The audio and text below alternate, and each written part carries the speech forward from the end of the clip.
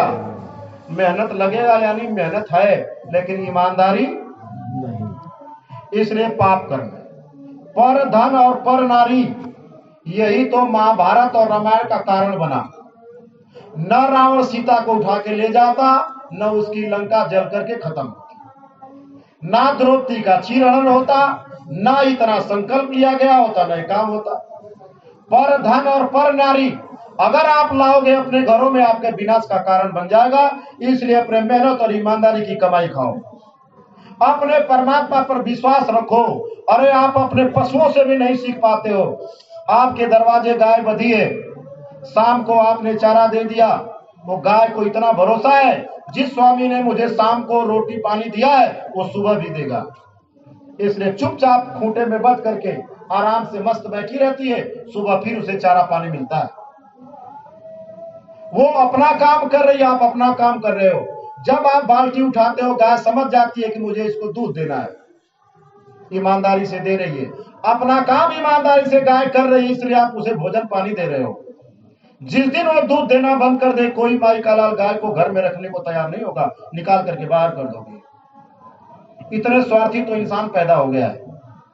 इसलिए हे प्रेमी भाई बहनों, आपको भी कहीं छोड़ने की जरूरत नहीं है। काम इतना करना, मेहनत ईमानदारी के साथ। इधर दो बातें याद रखना। क्या? कोई ऐसा अखाद्य वस्तु मत खाना, इस अपने शरीर को गंदा मत करना। किसी भी पशु पक्षियों का मांस, किसी भी पशु पक्षियों का अंडा सड़ा गला ला करके इस मनुष्य शरीर के अंदर मत डालना। ये हमारे महाराज जी का सख्त आदेश है। अगर भगवान को पाना चाहते हो तो ये घिनौना काम बंद करो, शाकाहारी हो जाओ। कोई ऐसी नशा मत करो जिससे आपकी बुद्धि पागल हो जाए। जैसे शराब पी लेने के बाद आपकी बुद्धि पागल हो जाती है, अपनी बहन को मारते हो, बीबी को मारते हो, गांव के मुखिया को गाली, सबको गाली, पूरा गांव में तांडव मचा के रख देते हो। क्यों ऐसा काम करते हो? आप में कोई बुराई नहीं है, बुराई शराब में। इसलिए महात्माओं ने कहा है, घृणा पाप से करो, पापी से नहीं। घृणा शराब से करो, शराबी से नहीं। शराबी का कोई दोष नहीं है, शराब का दोष है, वो शराब पी लिया है। सुबह शराब की नशा चटक जाएगी, फिर कहेगा ए भैया काका, हम रात में ज्यादा आपको गाली दे दिए थे क्या? वो कहेगा अगर शराब न पिए तो पटक करके पूछता तुमको। इसलिए क्योंकि वो जानता है ज्ञानी आदमी की इसका कोई दोष नहीं, दोष शराब का है। इसलिए प्रेमी भाई में ऐसा काम क्यों करते हो आप? शराब पी के आओगे, पत्नी को खींच रहे हो, बेटी आ गई उसको खींच रहे हो। आपको फर्क नहीं मालूम है कि ये बेटी है, ये पत्नी है। इतना नजर आपकी धूमिल हो गई, इतने चरित्र गंदे हो गए, पता ही नहीं लग पा रहा है आपको कि क्या करना चाहिए क्या नहीं करना चाहिए। इसलिए हमारे महाराज जी ने कहा, गांव के लोगों से मेरे तरफ से हाथ जोड़ना, शुद्ध शाकाहारी हो जाओ, कोई नशा मत करो। आपको खाने पीने के लिए इस दुनिया में अन्न की कमी नहीं है। आपको भूख लगे दिन में 10 बार खाओ, दूध घी दिन भर में 10 बार पियो, कौन मना करता है? अच्छे मकान में रहो, कौन मना करता है? अच्छे कपड़े पहनो, कौन मना करता है? अच्छी शिक्षा ग्रहण करो, कौन मना करता है?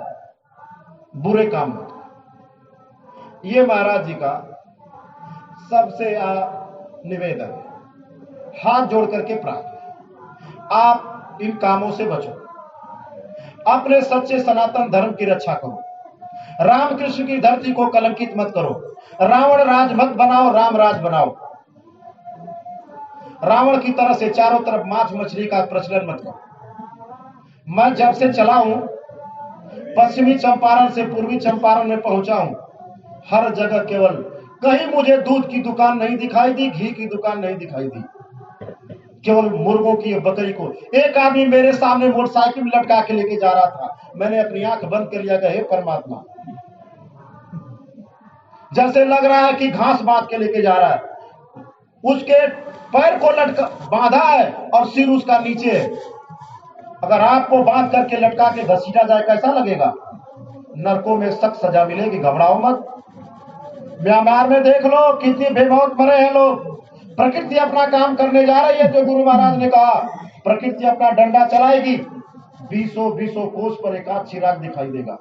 लाशों पे लाशों का होगा नजारा, सुनते तो जाओ संदेशा हमारा।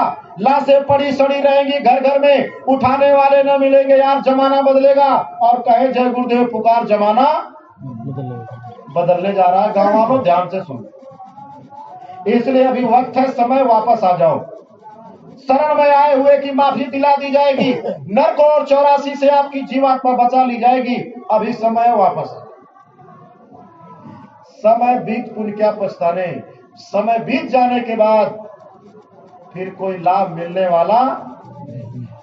इसलिए एक बाप अपने बच्चे को तब तक समझाता है जब तक उसकी पढ़ने की उम्र होती है। तब तक तो बाप कहेगा पढ़ ले, मैं गरीबी में तुमको पढ़ा रहा हूं, पढ़ ले, नमक चाट के पढ़ाऊंगा। जब नहीं पढ़ोगे एक समय आएगा छोड़ देगा, जाओ अब जाओ, जैसी करनी वैसी। अगर बाप के बात को, अगर किसी पुत्र को अगर गलत लग रहा है तो लिख लो कागज में, उस बच्चे को मजदूरी करने से कोई माई का लाल नहीं रोक सकता है। जिस बच्चे को अपने बाप की बातें प्यारी लगती हैं, उस बच्चे को अफसर बनने से भी कोई रोक नहीं सकता है। क्योंकि जैसा अपने बाप अपने बेटे को कभी गलत जगह नहीं भेजना चाहेगा। इसलिए प्रेमी भाई बहनों, हम आपसे प्रार्थना कर रहे हैं, निवेदन कर रहे हैं। महाराज जी ने जो चार आपको निर्देश देकर के भेजे उसको सुन लो। पहली बात तो ये कि महाराज जी ने होली के दिन 14 तारीख को आपसे कह करके भेजा था कि आप अपने गांव में यहां से प्रतिज्ञा लेकर के जाना, शपथ लेके जाना। क्या लेके जाना? एक एक गांव को गोद लेकर के शाकाहारी का प्रचार करना, इन गांव वालों को समझाना। इस गांव में आए थे तब से, जब से मथुरा से आए हो, एक दिन भी फेरी इन गांव में निकली? गांव में जा जाके घर घर जाके प्रचार किए? गुरु आदेश का पालन ही भक्ति है, भक्ति ही भजन है। लाख गाना बजाओगे या कुछ नहीं मिलेगा। सुनो, दिन भर भक्ति करने से अच्छा रत्ती भर अभ्यास करो, वो ज्यादा आपको फायदा देगा। इसलिए प्रेमी भाई बहनों, महात्माओं के वचनों में दया है, उनके वचनों को पकड़ लो तब तो चले चलोगे। आवाज को ही तो पकड़ना है, जैसे आवाज को ही पकड़ के तो सारा काम हो रहा है। महात्माओं की आवाज को पकड़ लो, यानी वचनों को मान लो, बस यही तो काम करना है। जिस दिन वचन हम लोग मान लेंगे, महात्मा सब खींच करके ऊपर कर देंगे। बहुत दिन हो गया सामूहिक भजन करने का आदेश, बहुत दिन हो गया गोलक सेवा में सेवा डालने का आदेश, कुछ यहां बैठ के चौधुराना कर रहे हो। तो अब तक तो चली चौधुराना, सुन लो, बड़े विनम्रता के साथ कह रहा हूं पूर्वी चंपारण के लोग, अब ये चौधुराना चलने वाली काम करोगे तो सही रहोगे, नहीं करोगे ट्रैक से हट जाओ। एक संकेत में बता के जा रहा हूं, जैसा संकेत आपको देने को मुझे आदेश प्राप्त हुआ। जब तक भवन नहीं बना नींव खोदी जाती है, उसमें जब पानी डाल के गारा बनाया जाता है तो टेढ़ा ईटा, सेमा ईटा, दोमा ईटा, अद्धा, पौआ, टेढ़ा, तिकोनी फेंक दो, मिस्त्री नहीं बोलेगा, लगा देगा। नींव भरने के बाद, पक्की जोड़ैया करने के बाद अगर सेमा, दोमा, टेढ़ा दिया तो घुमा करके, इतने समझ में मेरी बात आ गई? ट्रैक पे आ गई। ये दौड़ा हो लेने दो। इसके बाद जितने लोग मथुरा के आदेश पे नहीं चल रहे हैं, वो आप जानो आपका काम है। महाराज जी की बात को नहीं मानोगे, आप जानो आपका काम है। बहुत दिनों से समझाया जा रहा, लड़ झगड़ रहे हो, बंद कर दो। गुरु की संगत है, चलने दो, जीवों का कल्याण होने दो। बाधा बनोगे, आप जानो आपका काम। एक आदेश मथुरा, क्या आदेश है? गांव गोद लेकर के सघन प्रचार करो। जब गांव के लोग पूछे कि ये बाबा जी का जो आप प्रचार करो, इनका आश्रम कहाँ है, तो गुरु महाराज के वचनों को याद करो। अगर टेढ़ा मेढ़ा बताया तो गुरु महाराज ने कहा बताना कि बाबा जी का आश्रम मथुरा में है। क्या बताओगे? जोर से बोलिए, बाबा जी का आश्रम कहाँ है? मथुरा में। और तो नहीं जानते हो? नहीं। बाबा जी ने अपने श्रीमुख से कहा था, अगर कोई जानते हो और किसी ने सिखा दिया तो बाबा जी के चेले नहीं हो, जिसके हो उसके हो, खरी खोटी बात। अब आप जानो, आपका काम जानो। बाबा जी ने कई बात कही थी कि जब लोग पूछेंगे गांव में कि बाबा जी का आश्रम कहाँ है, तो बताना कि बाबा जी का आश्रम मथुरा में। बाबा जी ने कहा अगर दूसरा परिचय लोग पूछेंगे इसका जन्म स्थान कहाँ है, तो बाबा जी ने कहा बता देना खितौरा में। कहाँ है? जोर से बोलो, कहाँ है? खितौरा में। बहुत लोग शंका मुनमुना रहे, लगता है इधर उधर वाले भी है क्या? अरे जोर से बोलो, तो ही तो आपके बाबा जी बता के गए हैं परिचय। एक मथुरा, एक खितौरा। इससे 10 गुना बड़ा मंदिर बना लोगे, लेकिन कुछ मिलने वाला नहीं, क्योंकि 60 वर्षों तक गुरु महाराज उसी भूमि को पवित्र किए, अपने हाथों से पाइप पर चढ़ करके पानी छिड़के, नक्शा खुद बनाया, खुद चढ़ चढ़ करके बनवाए। और सुनो, पुराने लोग बैठे हैं साहब, आगे वाले छज्जे पर बैठ करके उतने ही दूर में पहले सत्संग होता था। ये लोग बैठे हैं साहब समनवा, जहाँ जय गुरुदेव लिखा है उसी पोरचवा पे बैठ के स्वामी जी महाराज सत्संग सुनाए। उसी मंदिर पर बना लोगे, लेकिन वैसा मंदिर हो जाएगा? क्यों शंका में पड़ते? और सुनो प्रेमी भाई बहनों, जब स्वामी जी महाराज बता करके गए अपने सामने, सुदर्शन पंडित जी को कहते थे प्रार्थना बोलो, अपने ही सामने वो बोले कि वक्त गुरु की मान तेरे भले की कौन। वक्त का डॉक्टर, वक्त का मास्टर और वक्त का इंजीनियर ही काम आता है। अब जैसे दादा सामने बैठे, ये तो पढ़े होंगे प्राइमरी में किसी दूसरे, अब तो होंगे नहीं। इनका बच्चा ये जिद करे कि पिताजी आप जितनी बढ़िया हिंदी लिखते हैं और जितना बढ़िया आप तेज है पढ़ने में, मैं दूसरे से पढ़ूंगा ही नहीं, जिसको आपने पढ़ाया उसी से पढ़ूंगा। अब बताओ ये क्या समझाएंगे अपने बच्चे को? अब तो यही ना समझाएंगे बच्चा वो मिलेंगे।